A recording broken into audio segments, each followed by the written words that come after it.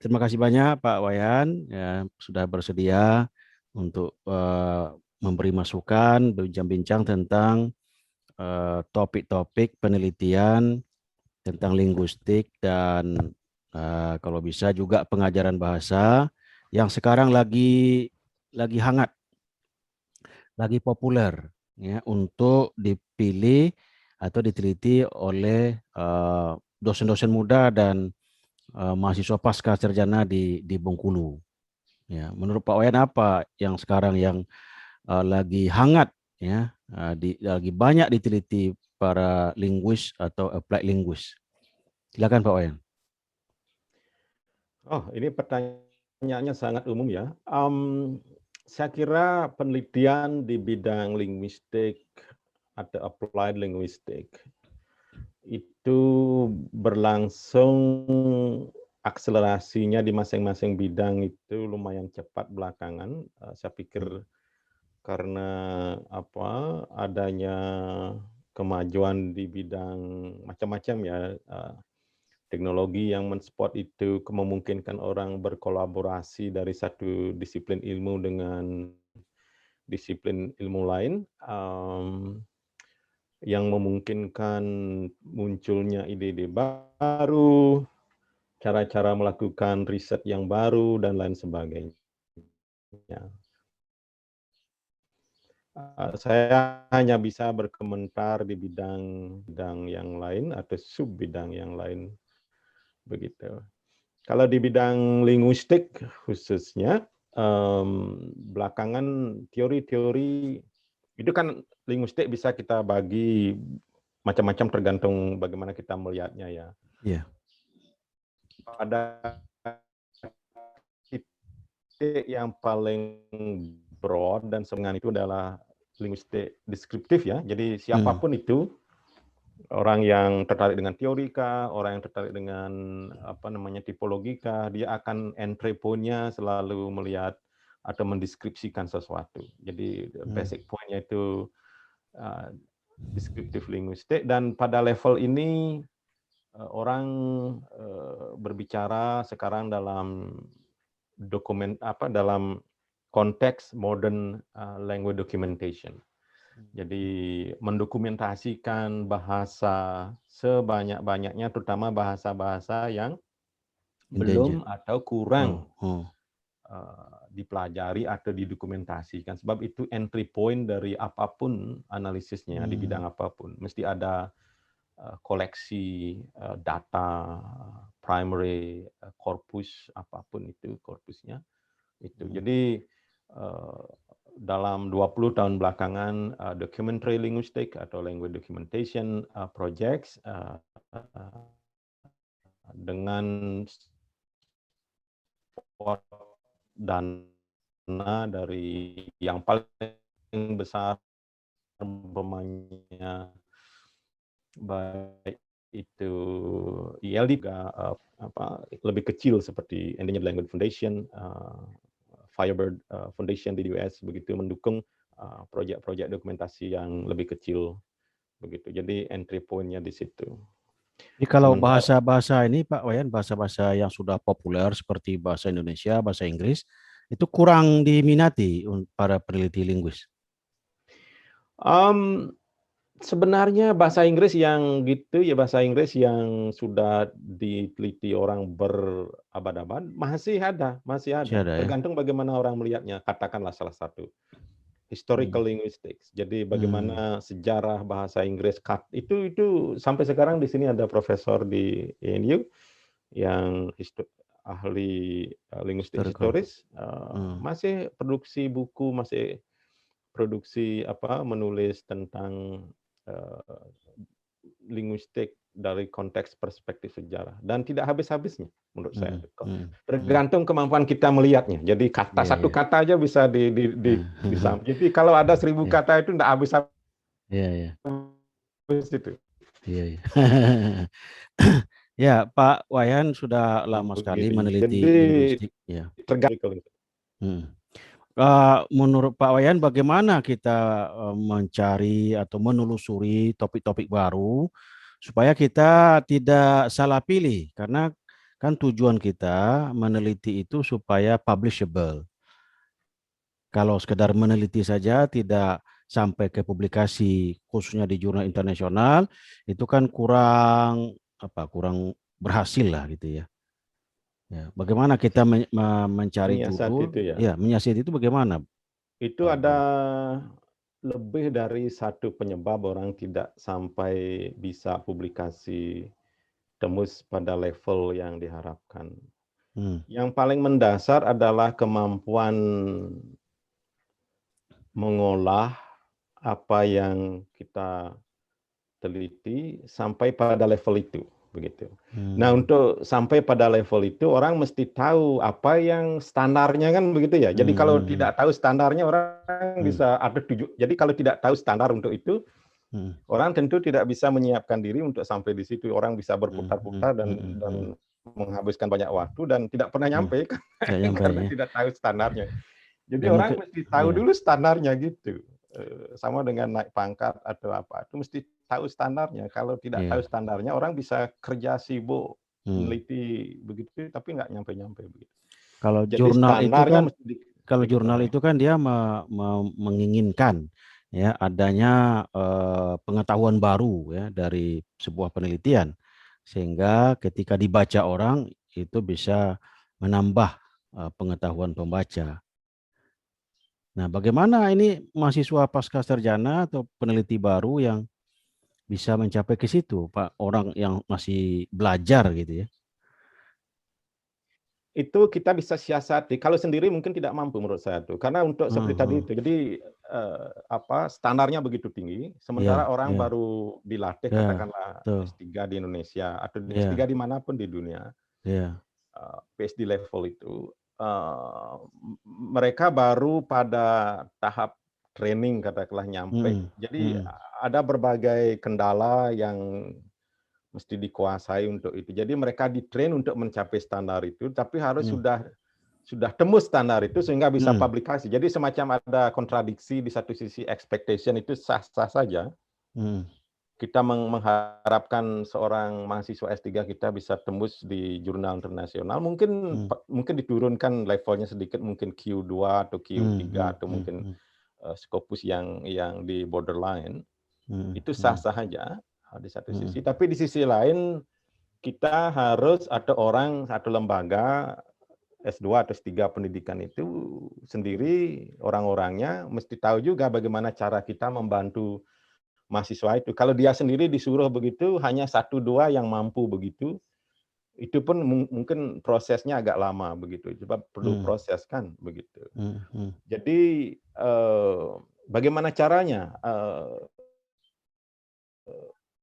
Kalau itu yang paling sering dilakukan orang untuk terutama Hmm. mahasiswa, Hmm. itu adalah kolaborasi dengan orang Hmm. yang lebih senior yang sudah punya Hmm. pengalaman untuk Hmm. menembus jurnal internasional begitu. Sehingga orangnya itu yang memberi arah Hmm. seperti apa, orang belajar cari SIM gitulah. Jadi di Hmm. sampingnya itu ada Hmm. instrukturnya.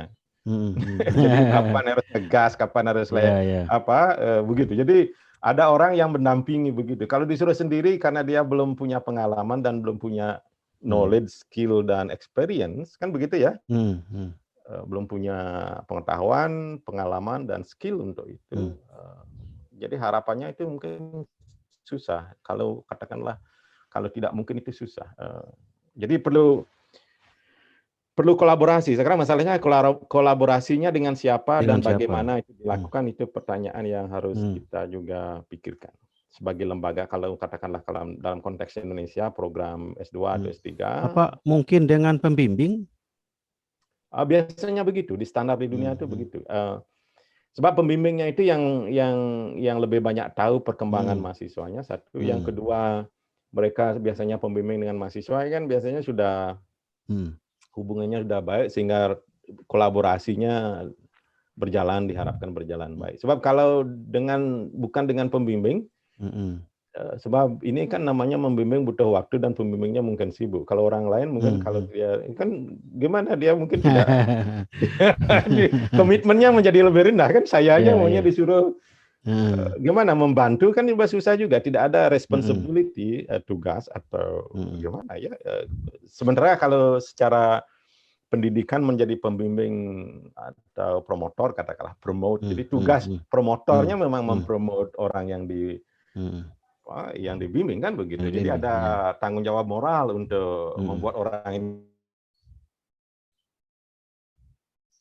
ini sama gitu. Apa sering terjadi di Australia mungkin Pak Wayan, bahwa judul, Halo? ya, kalau judul Hmm. sebuah disertasi atau tesis itu diambil dari ini, datangnya dari pembimbing. Apa mungkin Kenapa begitu? putus, Pak? Ya, sinyalnya agak ini ya. Di sini lagi lampu mati Pak Wayan. Dipaksa pakai. Rasanya ada sesuatu yang putus, Pak. Ada tadi Ya.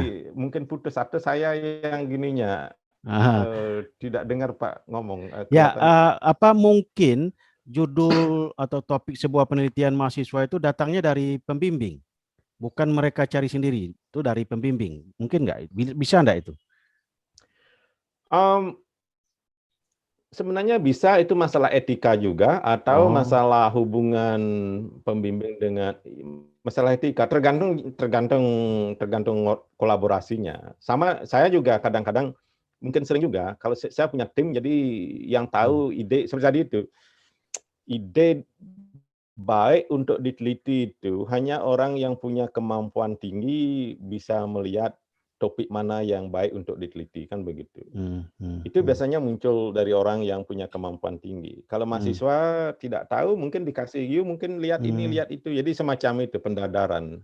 hmm, hmm. Nanti kan mahasiswanya yang gini. Tapi kalau begitu itu artinya originality daripada ide itu kan datang dari pembimbingnya. Pembimbing, ya. Sehingga, ada semacam ethical issue di situ, kalau mahasiswanya Oh, publish begitu, lalu tiba-tiba hmm, publish hmm, sesuatu tentang ide itu, lalu tidak mengikutkan pembimbingnya, hmm, entah itu hmm, sebagai penulis kedua atau ketiga dan hmm, sebagainya, hmm, itu menjadi presiden yang buruk dari sebuah hmm, hmm, kolaborasi atau masalah hmm, etika dari mahasiswanya yang kan begitu. Atau tidak hanya hmm, mahasiswa, juga teman sekelompok peneliti dan sebagainya begitu. Itu hmm, saya kira pengalaman saya dan saya kira begitu. Jadi ada orang, kalau saya pernah punya pengalaman begitu. Jadi makanya kadang-kadang kan kita memberi ide ke orang itu kita juga berpikir kalau kita tidak tahu orangnya dan sejauh mana orangnya respect kita punya ide, lalu nanti dari hmm, situ berkembang sebuah kolaborasi yang berujung pada sebuah joint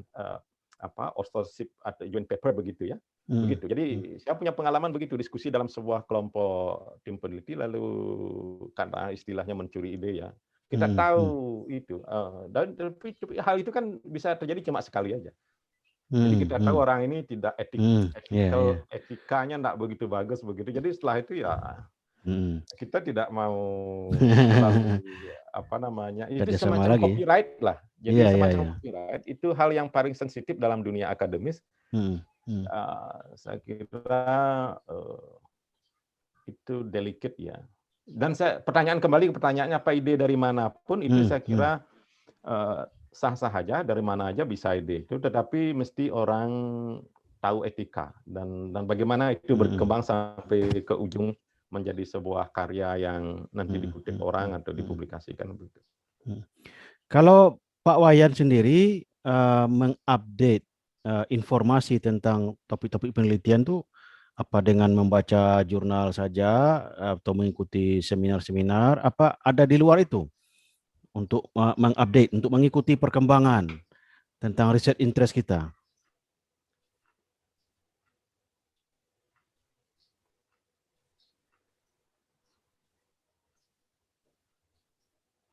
Ya, sinyalnya agak ini, agak lemah.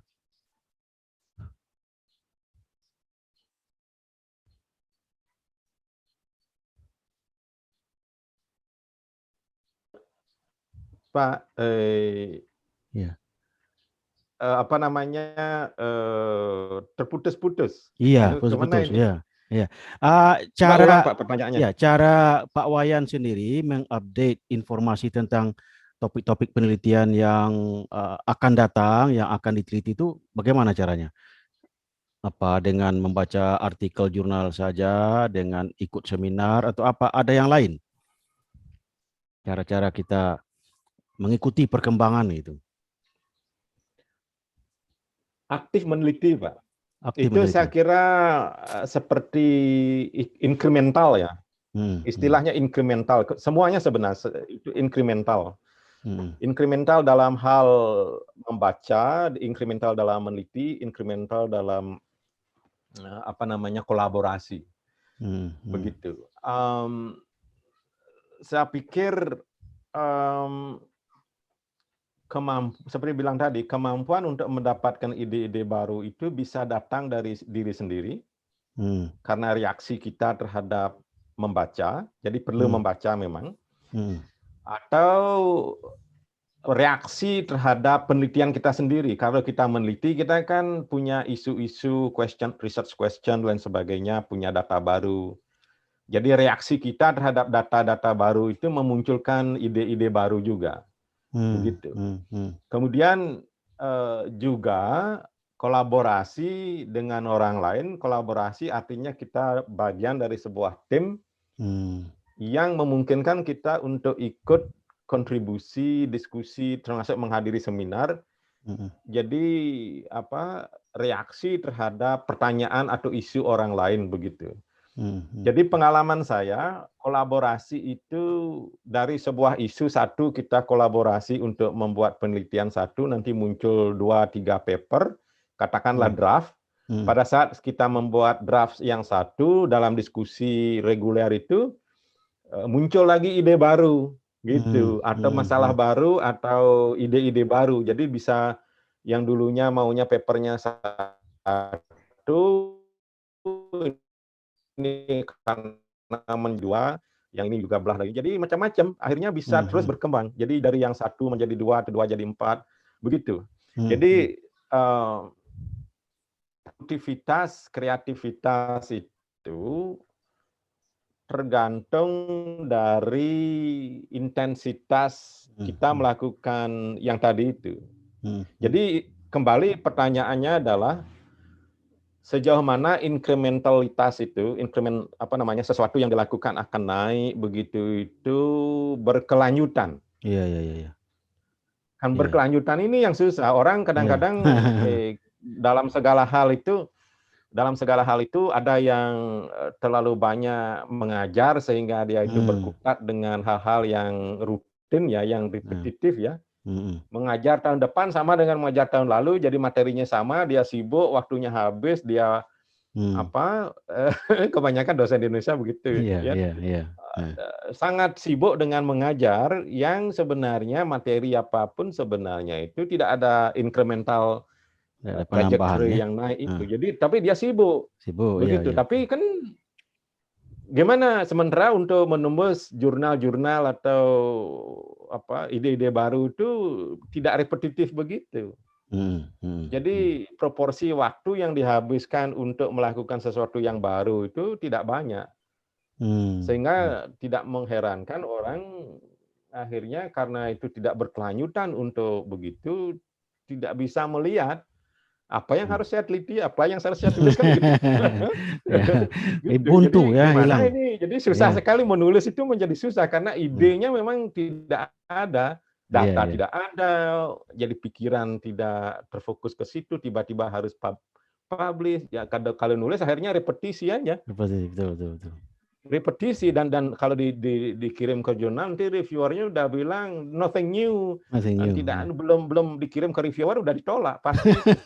Sudah Iya, iya, pasti itu. Karena iya, tidak ada sesuatu yang baru. tidak ada Mungkin yang dia baru. Ya. cuma kasih contoh aja yang sudah Hmm, diketahui hmm, orang banyak, cuma bahasa Indonesia begini begitu. Tapi tidak ada storyline yang menarik atau hmm, hmm, pokoknya tidak ada yang bisa nothing that you can learn begitu hmm, dibaca, nothing you iya, can learn. Reviewer atau editornya udah pikir hmm, ini hmm. tidak layak Hanya dipublikasi. recycle ya. Iya, Recycle. iya, Pak Wayan. Kalau di Indonesia kecenderungannya ini hanya mungkin ya pengetahuan saya atau pengalaman saya saja. Kalau dikti itu mengharapkan sebuah penelitian yang ada manfaatnya, aplikasinya di Indonesia, menambah nilai tambah ya di Indonesia. Kalau di pendidikan misalnya menyelesaikan masalah, apakah itu akan bisa menambah pengetahuan ya knowledge advancement atau tidak, itu tidak terlalu penting. Yang penting ada masalah, khususnya pendidikan ini, misalnya bahasa Indonesia itu sulit dipelajari oleh anak SD, lalu diteliti sampai pada suatu solusi, ya, mungkin metode mengajar sehingga itu bisa lebih baik hasilnya gitu.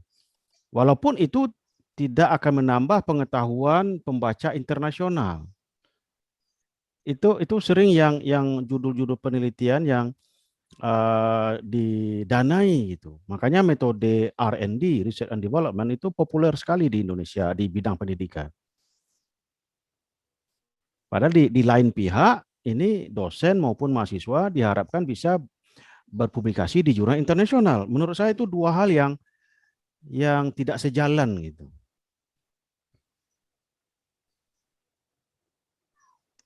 Pak, saya berkomentar. Ya, Berkomentar gitu. ya, silakan. Bagaimana menurut Pak Wayan itu? Dua hal yang tidak sejalan gitu ya. Ada manfaatnya, aplikasinya di Sebenarnya Indonesia. begini, menurut saya. Ya, silakan. Ya. Itu kan kita ngomong applied research ya, applied research dan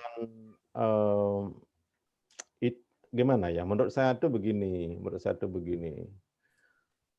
Applied research itu di satu sisi memang begini. Kalau di luar negeri pun, di mana-mana di dunia, kalau orang membuat grant proposal yang baik itu adalah proposal yang punya benefit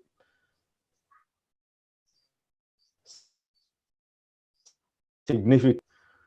Sesuatu yang punya practical significance itu pasti itu dibangun atas sebuah proses yang grounded secara solid ya dalam ilmu tertentu atau interdisciplinary methodology atau ilmu atau analisis tertentu begitu. Pasti itu.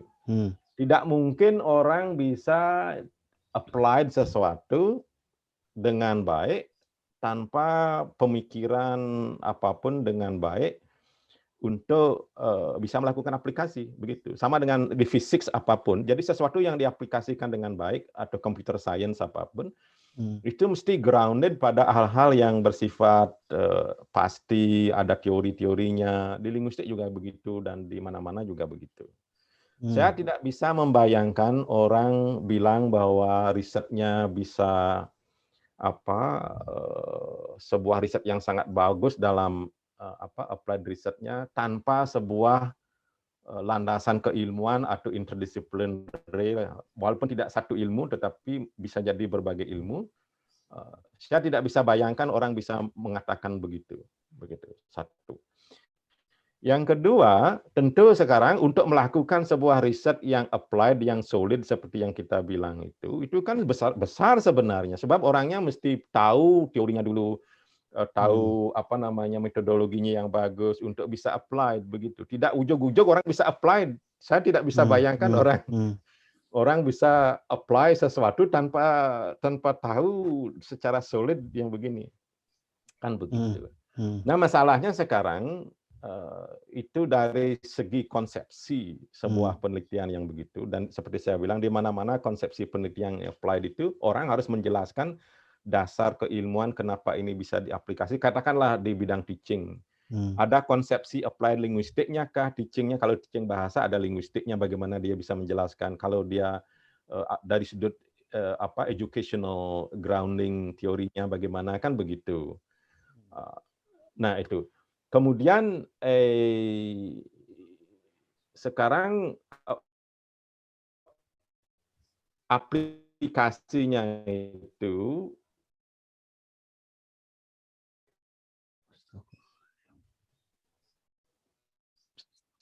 sekarang kan bisa macam-macam. Apanya orang teori tentang aplikasi applied linguistik tentang pengajaran bahasa kedua begitu, second language acquisition kan begitu. Sekarang kan lebih narrow, applied second language acquisition untuk bahasa Inggris kah, apa untuk bahasa Indonesia kah, atau untuk bahasa daerah kah, kan begitu lagi narrow down. Kemudian narrow down arealnya, apakah di Indonesia kah, apa di ini, kan begitu. Jadi ada berbagai level aplikasi dalam sudut apakah seluruh bahasa di dunia, apakah pengajaran semuanya, pengajaran juga tidak hanya pengajaran bahasa, pengajaran ilmu matematika, pengajaran macam-macam lah.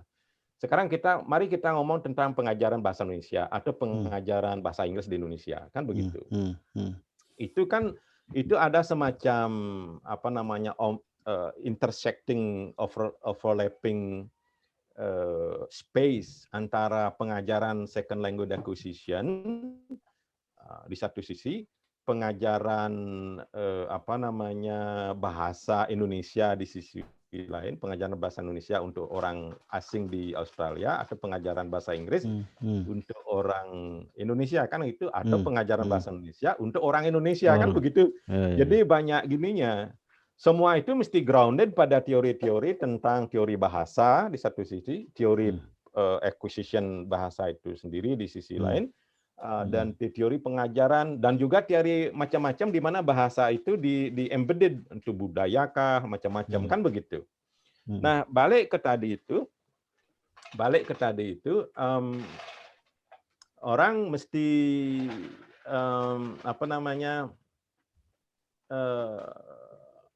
tahu, dan ini konteksnya kayak di Indonesia, siapa yang mengevaluasi proposal itu sehingga bisa lolos, begitu. Dan ini tergantung juga, saya pikir, orang yang memberi dana, kan begitu.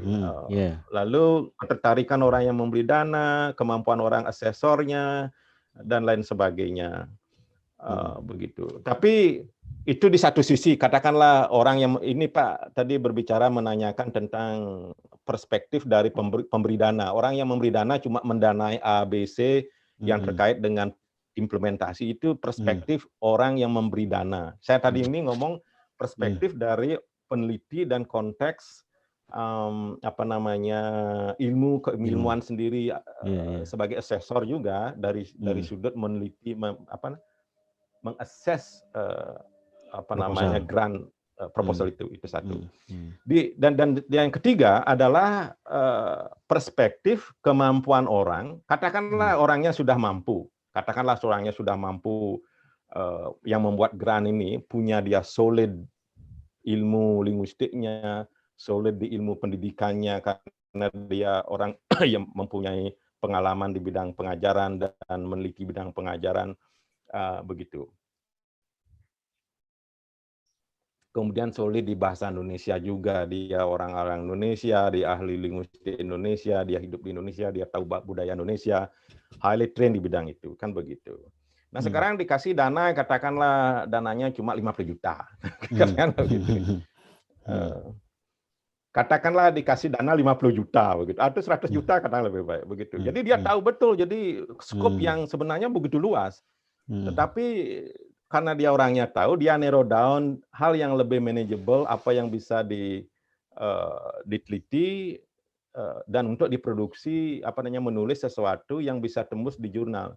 Dan ini kan kemampuan lagi, satu adalah kemampuan orang untuk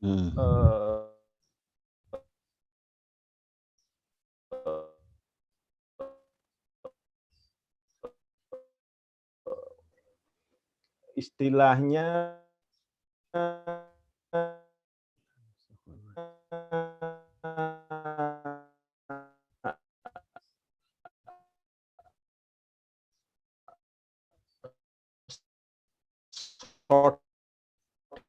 sorting out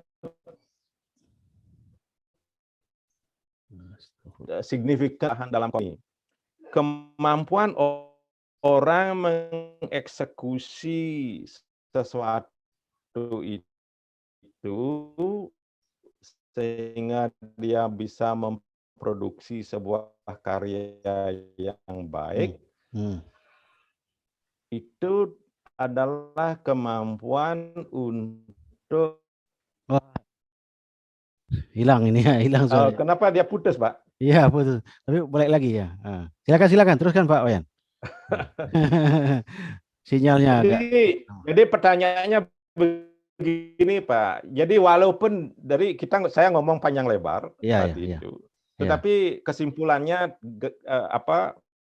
poinnya adalah kalau pemerintah memberi dana hanya untuk yang praktikal seperti bilang tadi, that's fine, oke, tidak apa, karena itu perspektifnya pemberi dana. Tetapi orang yang mendapat dana dan melakukan itu, kalau dibatasi waktunya, dananya sedikit, orangnya mesti juga lebih reasonable apa yang bisa diteliti dalam konteks katakanlah 1 tahun dengan dana 50 juta, begitu. Jangan ngomong yang terlalu bombastis dan begitu yang terlalu banyak, kan begitu. Jadi that's fine, dan saya kira banyak orang dalam seperti saya, itu sumber-sumber dana juga ada yang small grant, itu yang big grants.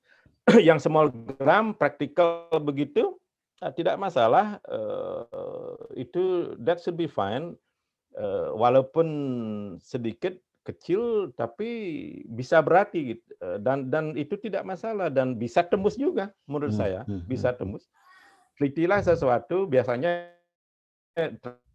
strategi orang itu adalah meneliti sesuatu bukan sesuatu yang baru-baru saja, tetapi mungkin dia sudah pernah punya penelitian sebelumnya, tinggal perlu dana sedikit tambahan untuk ini, lalu cuma diambil yang katakanlah kalau problem isunya besar data dan perlu data tambahan sedikit, kemudian perlu waktu sedikit, dalam 1 tahun dia bisa produksi sesuatu berdasarkan dana yang kecil itu.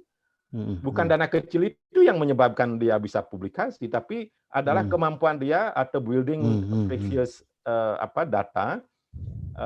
Dana kecil itu cuma memberi trigger lagi sedikit begitu, dan itu istilahnya seperti tadi saya bilang incremental.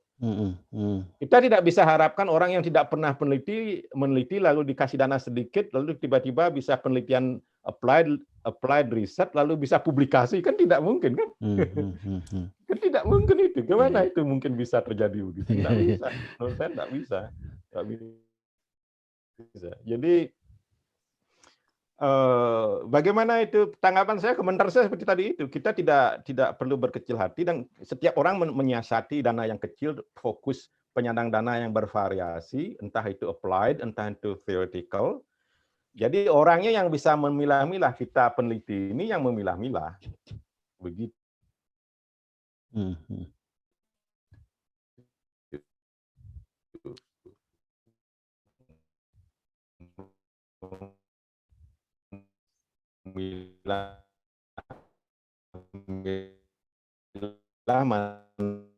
Astagfirullahaladzim.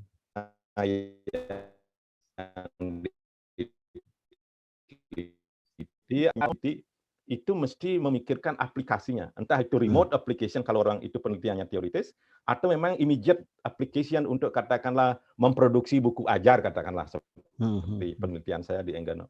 Kan begitu, memproduksi itu immediate itu. Kita sekarang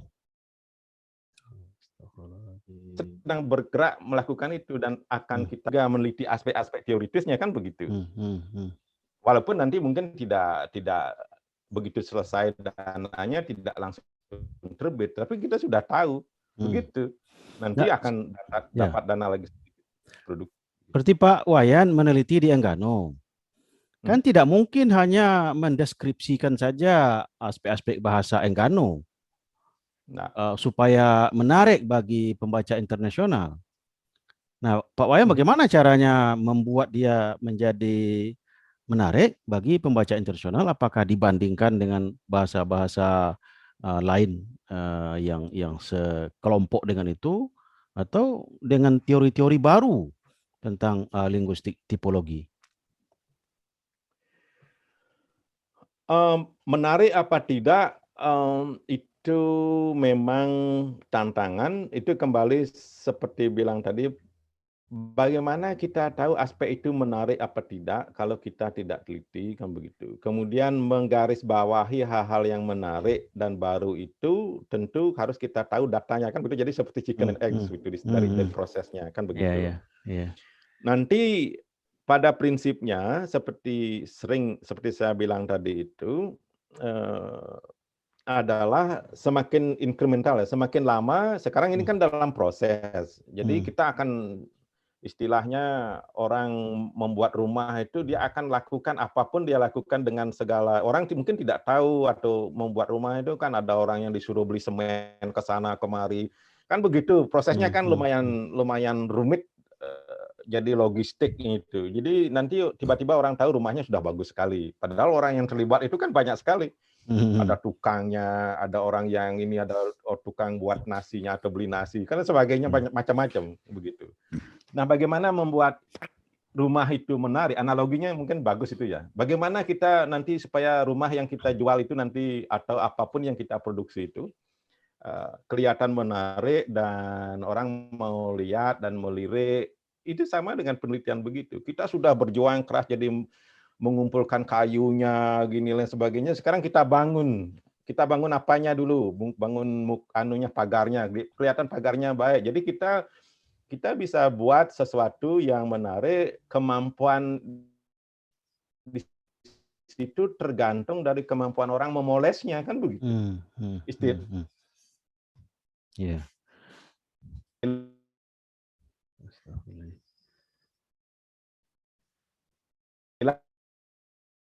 Dalam akademik ini adalah kontekstualisasi. Kontekstualisasi. Ini hal yang saya pikir ambil 1, 2, 3 hal yang untuk kita tunjukkan kepada orang bahwa ini menarik dan penting untuk diketahui oleh orang lokal. Oh, bahasa Enggano ini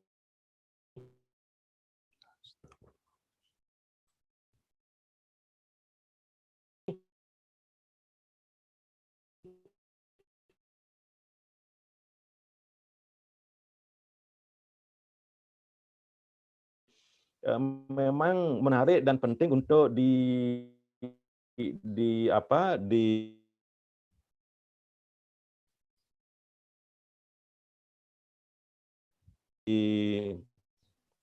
hilang lagi. Iya, iya sinyalnya. Iya. Sinyalnya main-main ya. Iya. Terus Pak Wayan, terus. Ya, menarik sekali ini. Karena ini tidak. Jadi saya pikir kembali seperti tadi Pak. Jadi bagaimana membuat menarik itu itu kontekstualisasi kita pendidikan S2, S3 dan sampai level yang tinggi itu kan mentrain orang punya kemampuan untuk membuat kontekstualisasi. Menjadi guru bagaimana you bisa mengajar kepada murid yang pada levelnya katakanlah S1. Kalau saya ngajar S1, ngajar S2, S3 itu kan mesti walaupun saya tahu umpamanya 1000 begitu, saya tidak kasih ke 1000-nya untuk orang level S1 kan begitu. Sementara kalau kita menulis karena audiennya itu orang-orang smart, katakanlah kalau nulis paper untuk jurnal internasional harus dipikirkan bahwa nanti editornya, reviewernya itu orang-orang super smart. Orang yang tahu di bidangnya gitu. Jadi harus konses begitu. Jadi audiennya begitu. Jadi kalau menulis untuk orang-orang yang begitu, you mesti beda dengan menulis untuk orang awam ya.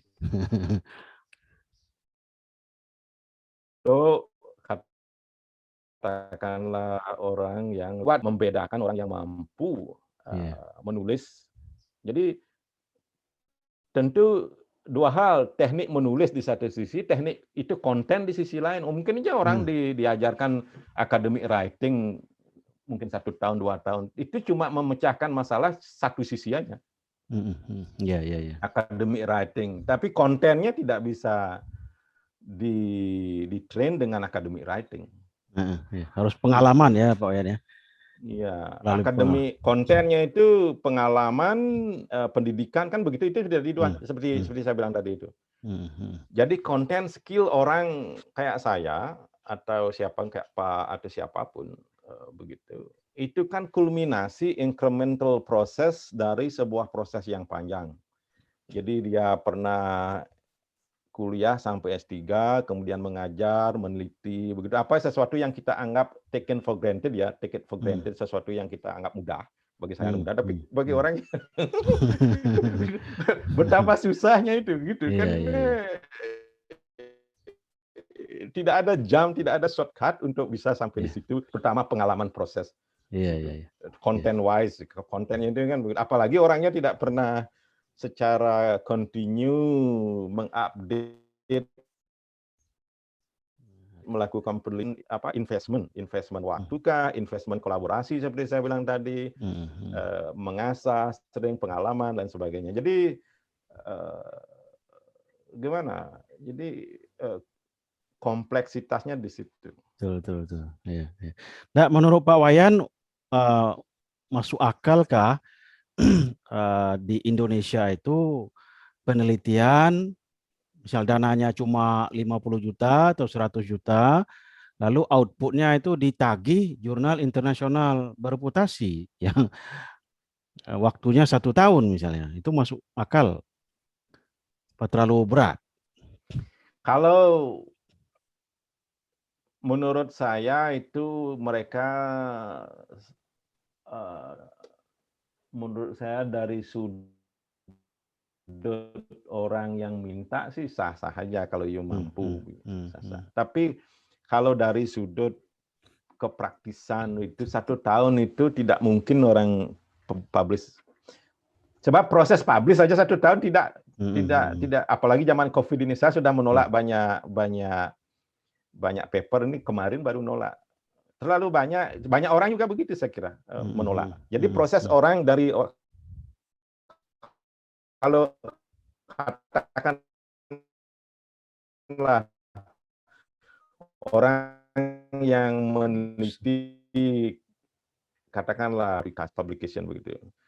Tentu kalau orang dari meneliti sampai nulis sampai publikasi 1 tahun sudah tidak mungkin.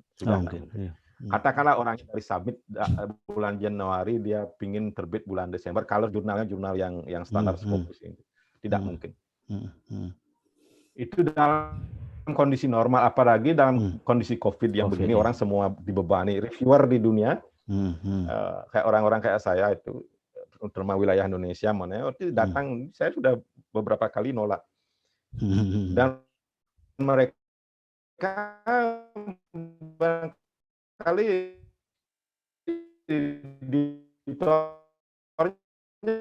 kalau tidak dapat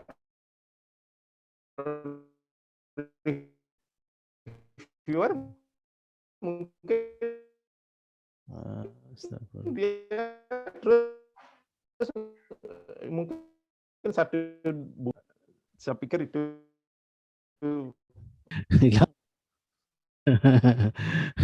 Oke, Pak Wayan, ya semacam apa, sebagai kesimpulan lah gitu ya dari diskusi kita, bagaimana menjadi peneliti yang produktif dan tetap aktif ya meneliti. Apa saran-saran Pak Wayan ini?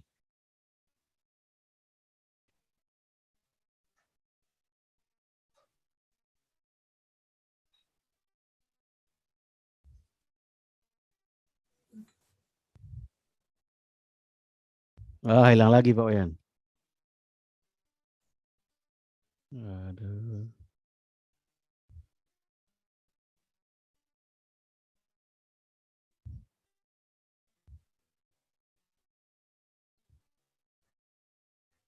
Pak, tadi saya tidak ngomong karena semangat untuk ingin itu kan semuanya driven by curiosity ya. Jadi semuanya itu didorong oleh keingintahuan,